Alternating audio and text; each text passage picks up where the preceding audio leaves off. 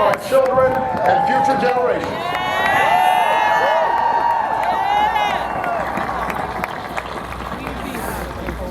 Some may still deny the overwhelming judgment of science, but none can avoid the devastating impact of raging fires, crippling drought, more powerful storms. The path towards sustainable energy sources will be long and sometimes difficult. But America cannot resist this transition. We must lead it. We cannot cede to other nations the technology that will power new jobs and new industries. We must claim its promise. That's how we will maintain our economic vitality and our national treasure. Our forests and waterways, our croplands and snow-capped peaks. That is how we will preserve our planet, commanded to our care by God. That's what will lend meaning to the creed our fathers once declared.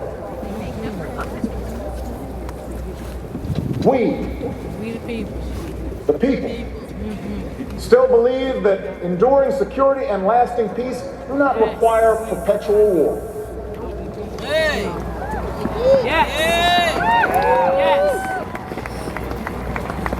Our brave men and women in uniform, tempered by the flames of battle, are unmatched in skill and courage. Our citizens, seared by the memory of those we have lost, know too well the price that is paid for liberty. The knowledge of their sacrifice will keep us forever vigilant against those who would do us harm. But we are also heirs to those who won the peace and not just the war. We turned sworn enemies into the surest of friends, and we must carry those lessons into this time as well. We will defend our people and uphold our values through strength of arms and the rule of law. We will show the courage to try and resolve our differences with other nations peacefully, not because we are naive about the dangers we face, but because engagement can more durably lift suspicion and fear. That's right. Yay. America will remain the anchor of strong alliances in every corner of the globe. And we will renew those institutions that extend our capacity to manage crisis abroad.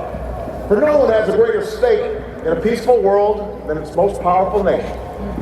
Yes. We will support democracy from Asia to Africa, from the Americas to the Middle East, because our interests and our conscience compel us to act on behalf of those who long for freedom. And we must be a source of hope to the poor, the sick, the marginalized, the victims of prejudice, not out of mere charity, but because peace in our time requires the constant advance of those principles that our common creed describes: tolerance and opportunity, human dignity, and justice. We, the people, declare today that the most evident of truths, that all of us are created equal, is the star that guides us still. Just as it guided our forebears through Seneca Falls and Selma and Stonewall, just as it guided all those men and women, sung and unsung, who left footprints along this great mall, to hear a preacher say that we cannot walk alone, to hear a king proclaim that our individual freedom is inextricably bound to the freedom of every soul on earth.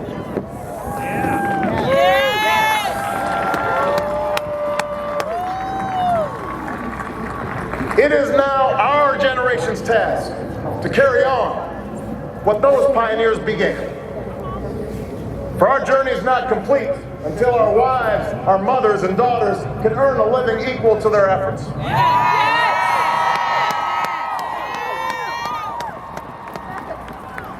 Our journey is not complete until our gay brothers and sisters are treated like anyone else under the law.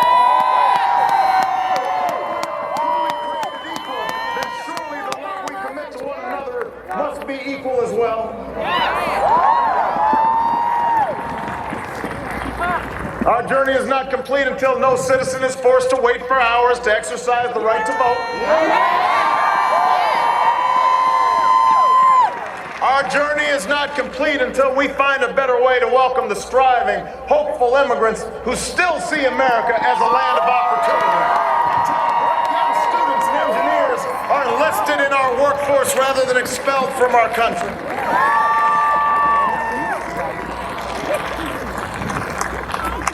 Our journey is not complete until all our children, from the streets of Detroit to the hills of Appalachia to the quiet lanes of Newtown, know that they are cared for and cherished and always safe from harm.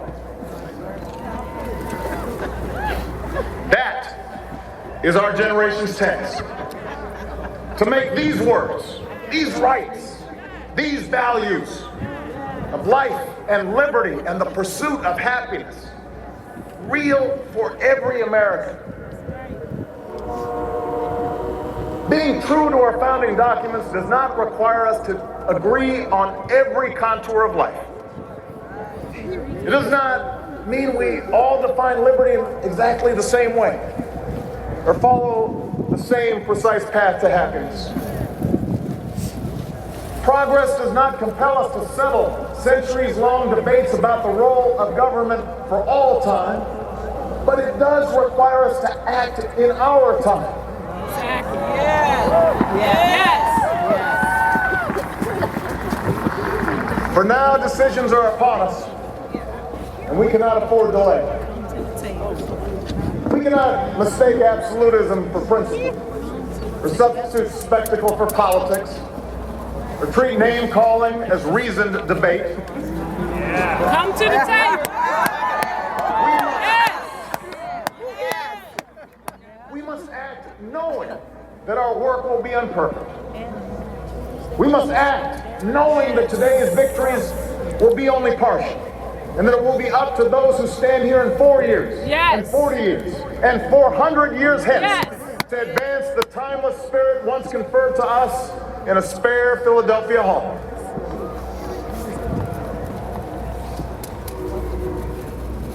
My fellow Americans,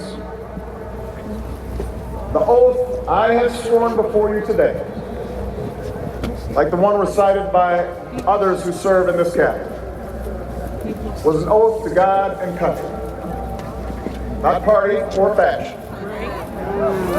And we must faithfully execute that pledge during the duration of our service. But the words I spoke today are not so different from the oath that is taken each time a soldier signs up for duty, or an immigrant realizes her dream. My oath is not so different from the pledge we all make to the flag that waves above and that fills our hearts with pride. They are the words of citizens, and they represent our greatest hope. You and I, as citizens, have the power to set this country's course.